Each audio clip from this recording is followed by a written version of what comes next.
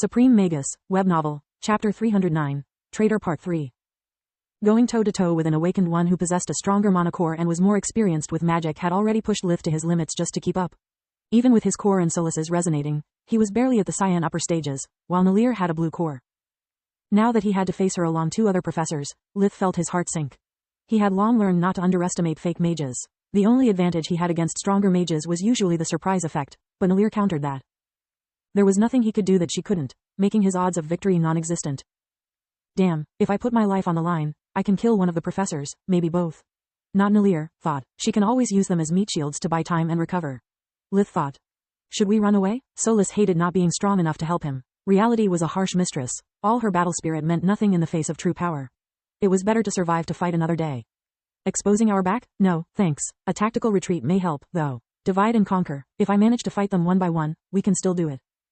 It's a big if. Solus was worried. The three professors were all casting something big. Meanwhile, Journey and Uriel were quickly bleeding out. Orion was using all his medical skills in an attempt to save them. He forced Journey to drink top-class healing potions while he used magic on Uriel's neck. Neither seemed to work well. Her organs are too damaged. She needs Tier 4 magic. His wife was dying in his arms, but Orion managed to keep his emotions in check, assessing the situation. Uriel too is in a bad shape. The wound is too wide and is sapping his life force very fast. We need a healer, fast. Floria felt the ground crumbling under her feet. Her whole life was going down the gutter and there was nothing she could do about it. Why didn't I learn healing magic too? Is my mom going to die because I didn't push myself hard enough? She thought. The truth was she never showed particular talent toward healing magic. The academy was a demanding environment, so Floria had applied to the Mage Knight specialization only to not waste her energies. Even if she did try the healer specialization, she would have flunked after the first trimester. It was just her helplessness talking, filling her mind with ifs and buts about what she could have done in the past to have control over an uncontrollable present. Instead of despairing, Floria activated full guard before Uriel's body could even hit the ground, quickly moving near Freya. Nalir's plan was the basic of the basic. Always get rid of the healer first. Since Lith had told her about his vision, she had practiced full guard relentlessly, even creating a better version of it. The moment Floria touched Freya, the blue aura expanding from her body enveloped her sister too, allowing Floria to share her multi-sensory awareness of the space in a 2 meters radius around them. Contrary to everyone's expectations, Kyla didn't strike immediately, retreating to a safe distance instead.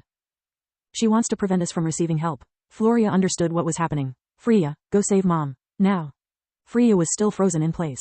She had no idea what to do. She could only save one of them. The situation forced her to take an impossible choice. Floria's order nudged the balance in Journey's favor. Dad, give Freya some space and call Manohar. We need all the help we can get. I'll keep Uriel alive.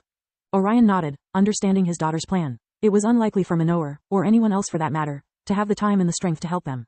Moving them while in critical condition was also out of the question. It was only a trap to trigger Nalir's orders. Kyla is a healer too. If we snap her out of the slave item control, we can save them both. My little flower has grown into a capable leader, he thought. Kyla blinked, appearing at Freya's back only to find Floria waiting for her.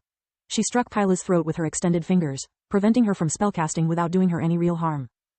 Only then she grabbed Kyla by the arm, twisting it into a submission hold and forcing her face down on the ground. Dad, search for a ring, a bracelet. Anything. If it's on the neck we're doomed. Kyla struggled like a mad beast, but Floria was taller, stronger, and ruthless.